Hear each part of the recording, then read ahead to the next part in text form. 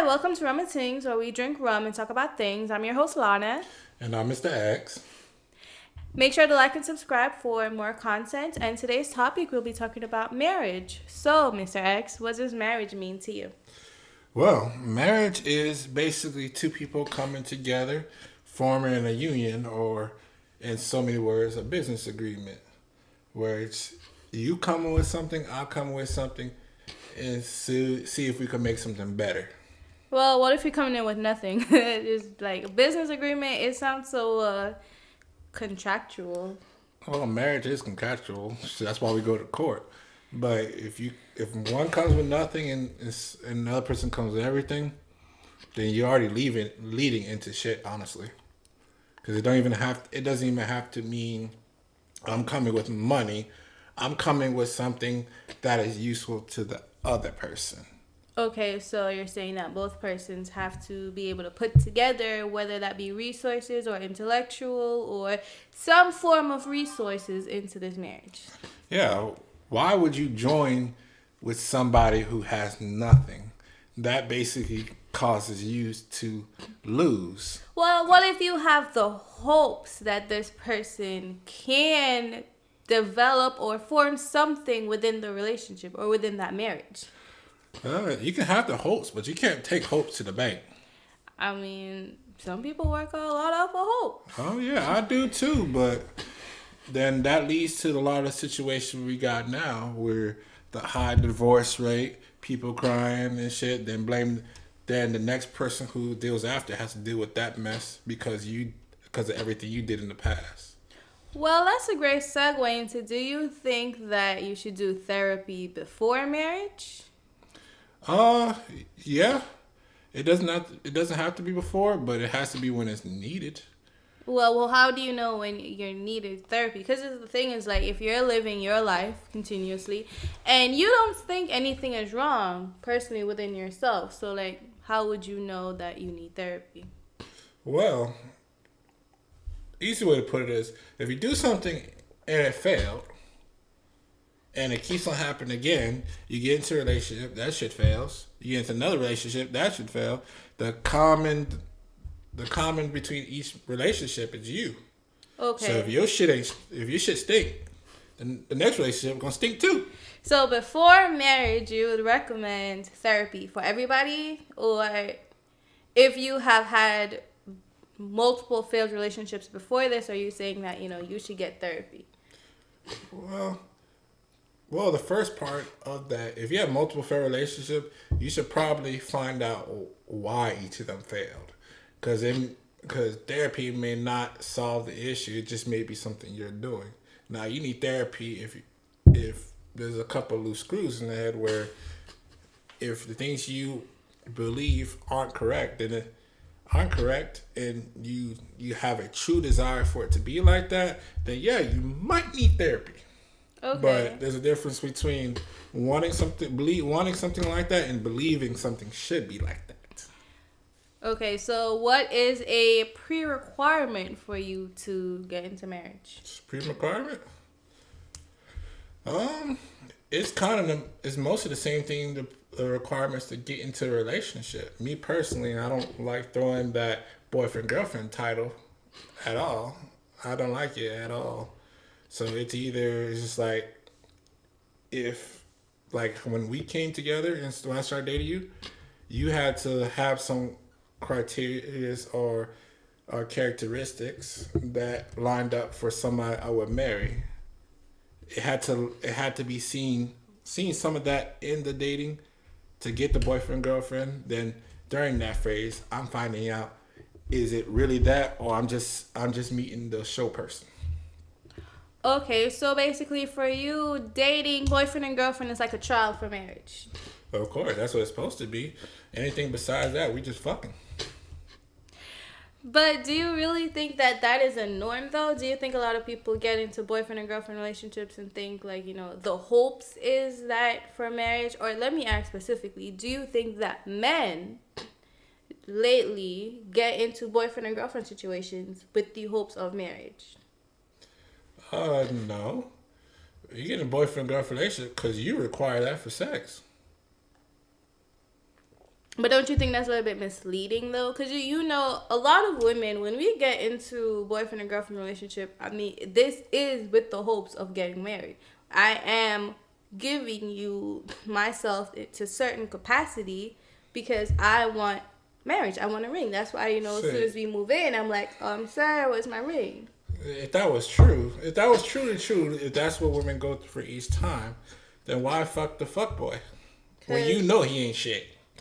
He literally fucked your friend.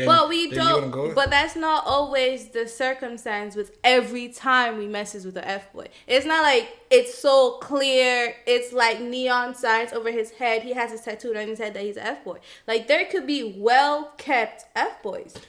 That is true.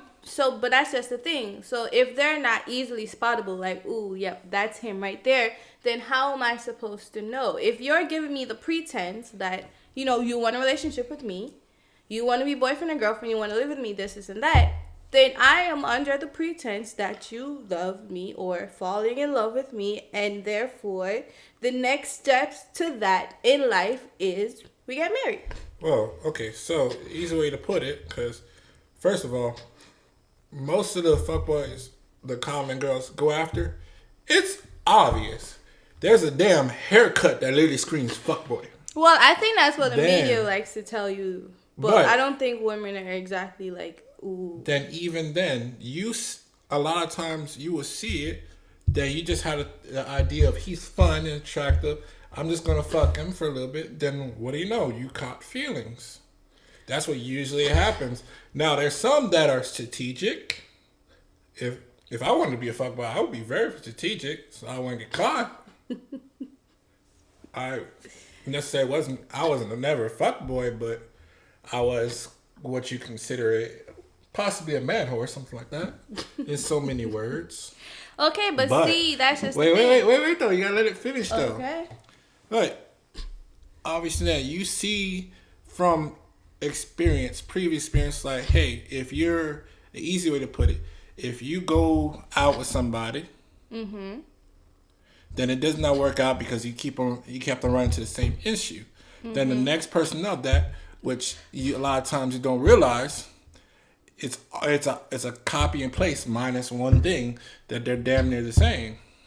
I think for women, when we say we're going for something different or we're changing up our style or what we go for, it's like, I would say honestly that for us it's like a physical thing. So it's like, okay, well, if I dated short guys, and I'm gonna switch it up and I'm gonna date tall guys. If I dated tall guys, I'm gonna switch it up and date short guys. So, but it would still be the same guy, but just a different package.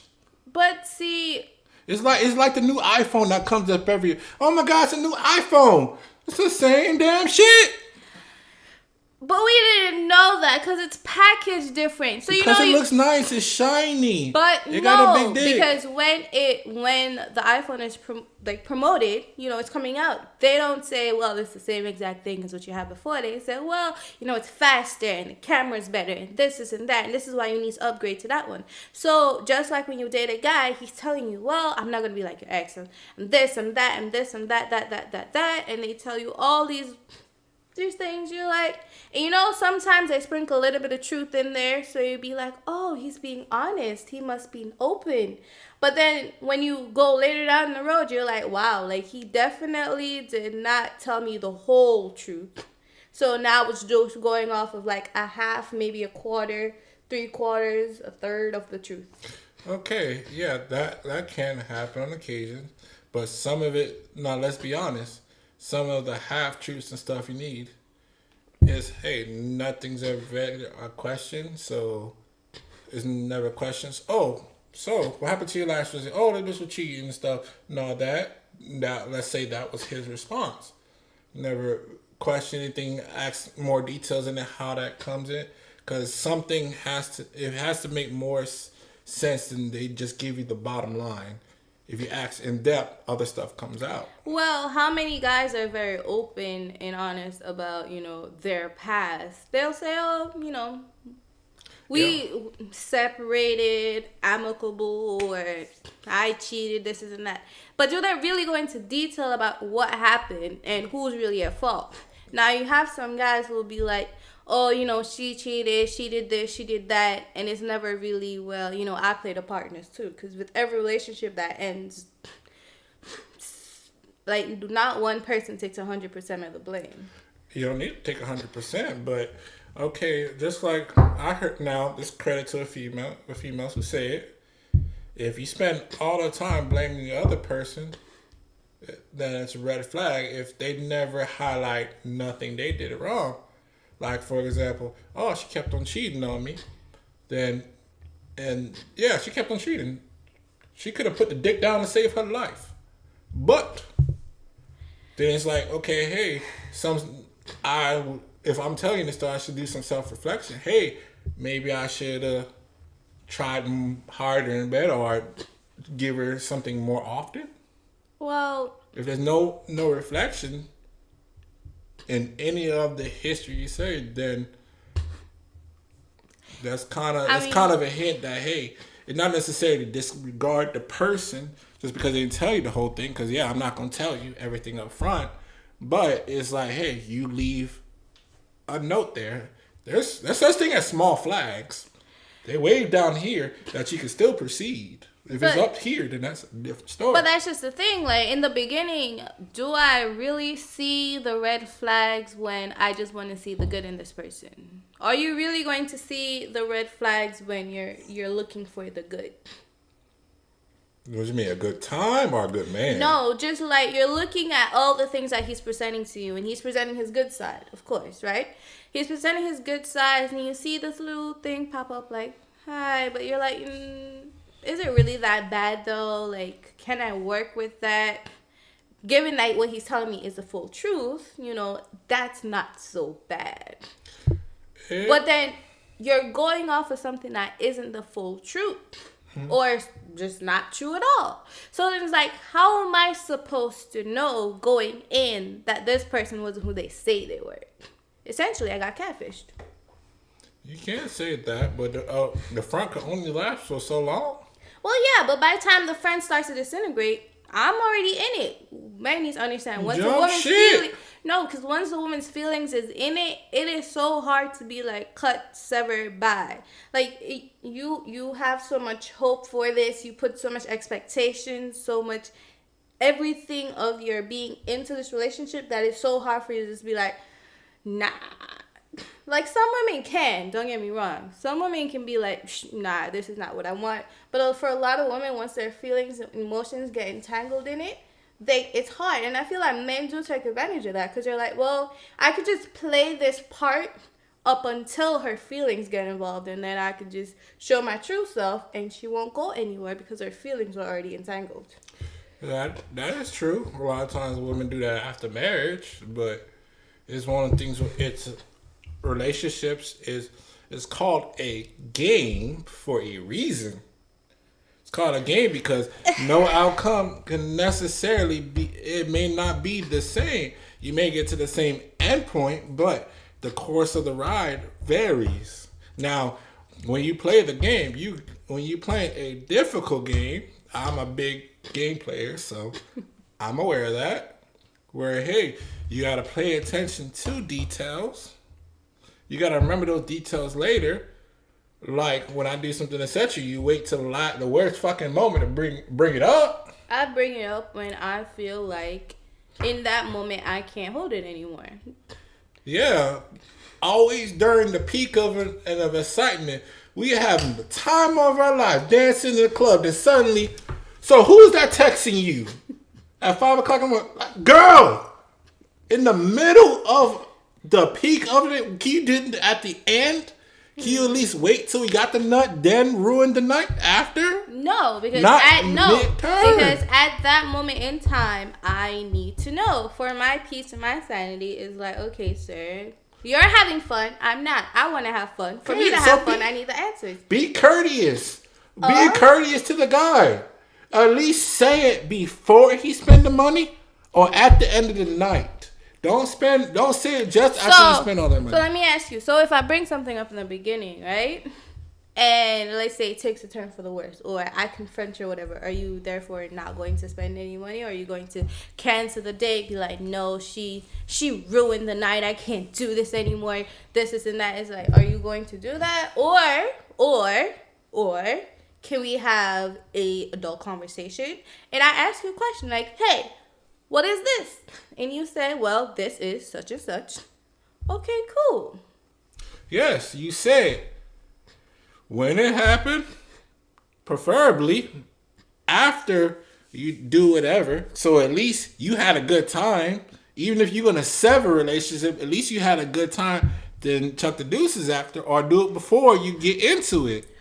So if it's really bothering you, get it done then. You get it done right there.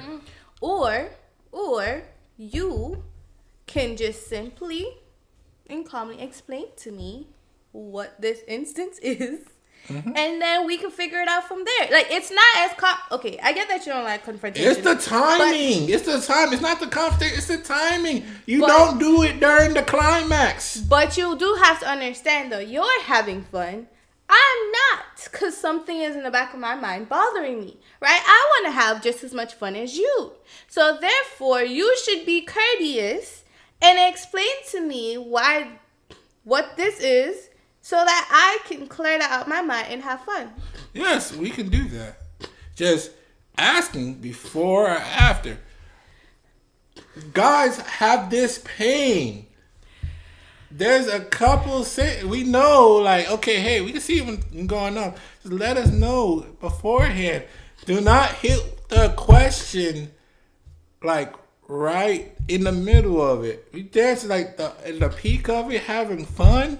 Spend all his money. If you know you had an issue, say it.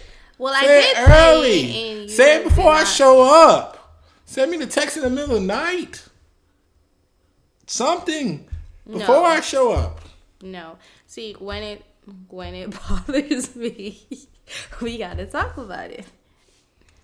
It was bothering you from the beginning, so you should explain it. Not necessarily. It's just, it could be something where sometimes this happens to me where I'm just going about my day and I don't remember, and then something will happen and be like, oh wait, yeah, now I remember. Okay, hey, I get it now, fellas. I figured out the puzzle. What's the puzzle? Please inform us. She was starting to get too happy. Now she needs to ruin it. I'm having such a good time out there enjoying myself. Well, I'm too happy now. Let's ruin this shit. Okay, first of all, no woman ever sits down and says, you know what? I'm too happy. Let me ruin this. Let me cause some confrontation. Shenanigans. I disagree with that. So if that's not true, I will say. Okay, so for the record, nothing. Let's say this: we were fine doing everything there, everything good and gravy, nothing's going on. So it never hits. Then the woman just magically like, hey, I really need to go through his phone. Out of nowhere, no text, nothing. I need to go through his phone. The Holy Spirit tells you, he says. No, the holy crazy bitch inside. There is something. I am too happy. There's something wrong. No, because it's like something comes over you, be like, what? Nah, something. Nope. Yeah. Nope. Nope. Yeah. Nope. And I mean, it's what it is. Yeah. I'm just too happy. I need to find out something's wrong. Nobody says I'm too happy. But that's when y'all do it. No, I can guarantee you every guy deal with it that, hey, when there's zero signs of infidelity, cheating, suspect shit, zero signs. It's been a long flow of nothing's going on. Well, it might feel like a long flow to you, but does she feel like, it's a long flow? Uh-huh. See? No. Just like how you shaking now. That crazy bitch syndrome. It's ticking. You're ticking right now. Look, I've just learned that, don't go looking for anything. And I don't. Because I feel like at some point I'm just kind of, not that I'm like over going through any of that. I just feel like for my peace and sanity, I don't want to. Because a lot of different things could be misconstrued as something that it's not. And I don't want to feel like I have to go through that for you to explain, and then it turns out to be something innocent or something just crazy. So I was just like rather avoid it. But I will say in the beginning part of our marriage, yeah, because it was like I don't know, it was like a feeling that It's you too had. happy. It's too happy. Ladies, I'm gonna save you some pain and heartache. If there's no signs and you are happy, no signs enough, don't go looking for anything. Cause if you go sniffing for shit, eventually you're gonna find some shit. And it does not play around.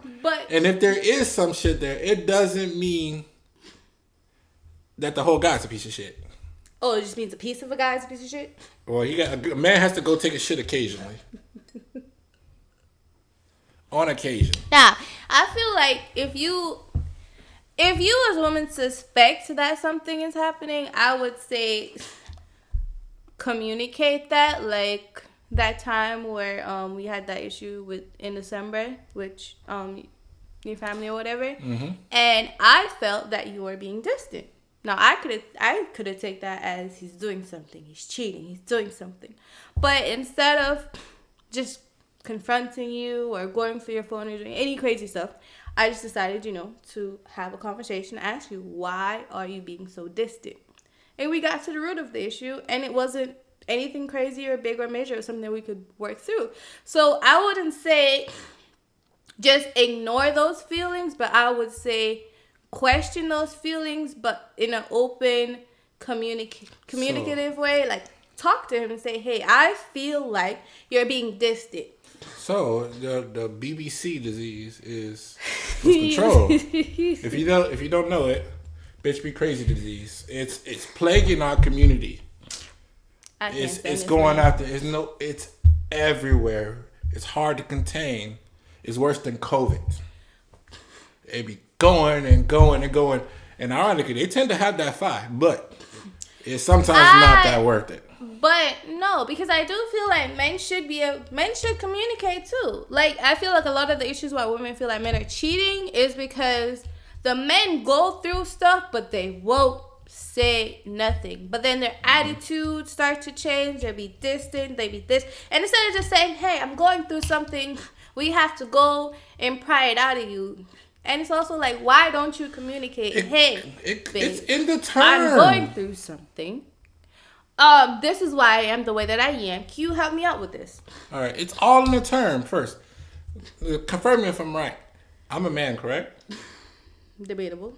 I'm a man, correct? Yes. All right.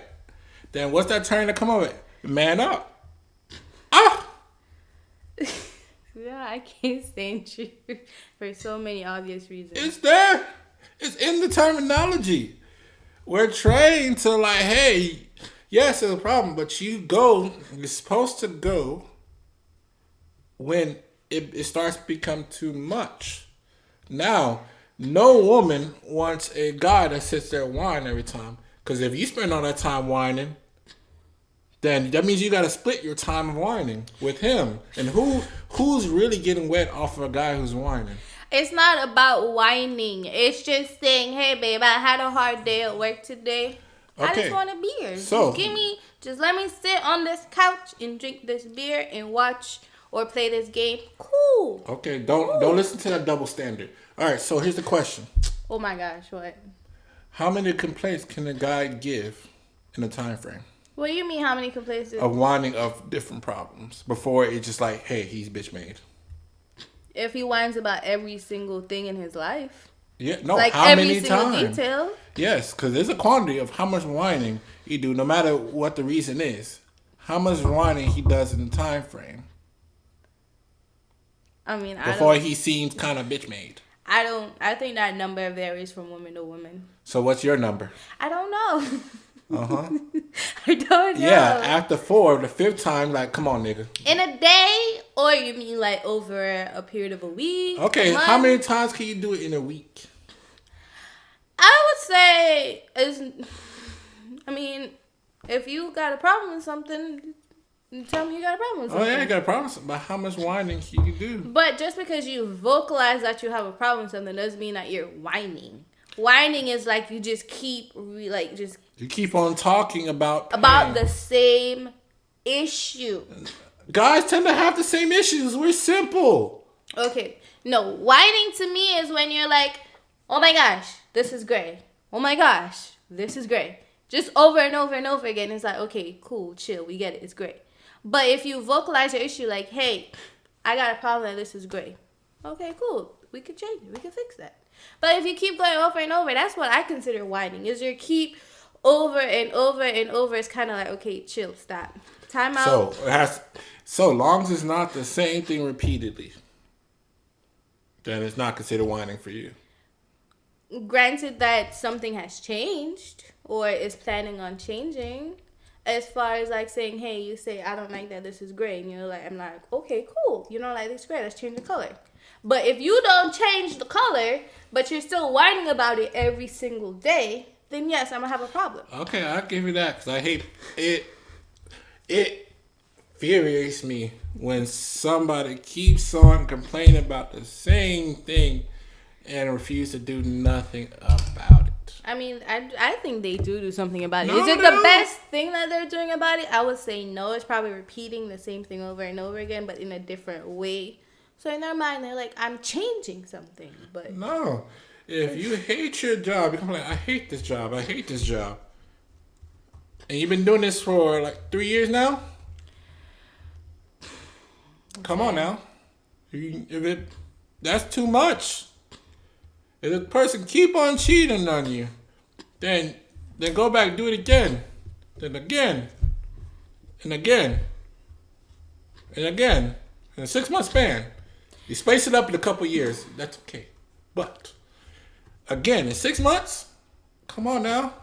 okay, but I think at the same time, it's like, well, a woman stays because you're like, I see the good in you, and I know. Or that dick is just that good. No, it's not even just that. It's just like, I see the good in you. So and I wait, know, I know that there is good potential. There's good value in you, right? I just got to get to it. So I'm just hoping for, because a lot of times what happens, and this is what really pisses women off, is you stay with a man, right, and you have so much hope. You're like, yo, he gonna figure it out. He got da-da-da. And he just can't get it together while y'all together. He just can't. And then he leave, like you leave, y'all separate, part ways or whatever. He finds another woman, and they all of a sudden he just figured it out. What? And you're just like, wow, okay. So That would irritate me. but the only difference between that was you punished the first thing, but you let him go. If you punished him, then take him back again at a later point before it's too late. So you can reap the benefits of that. So are you telling me that if you do something and I punish you and I leave, there's too many variables and it's like, well, do I give you 3 months, 6 months to figure this shit out, then I get you back? Are you going to sit here and wait for me to take you back? Coming from the woman who literally said, hey, I need to differential between solving the issue that you complain about and just trying to understand if I gotta just listen when I got no cue signs. Just, baby, I got a problem. So am I supposed to solve this? Am I supposed to listen? You're supposed to ask me which one it is that you want. If you're confused, you clarify, right? They taught you this in school. They say if you got no questions, you raise your hand. Are you confused? There's a public education. They don't teach you that well. You went to college, sir. You have a problem? Community college. That's no better. That is just the 13th grade. They say, are you confused? Do you have a problem? You raise your hand. You ask a question. You clarify. Clarify. Open communication. Clarify. Yeah. See? Clarify my ass. I feel like we started off on marriage and just ended up all over the place. Dating, relationships, Fboys. Ugh, good God. It's just it was just a lot of stuff without planning, just winging it, and then see where things goes. And luckily, it turns out 2 nigglets later in 6 years.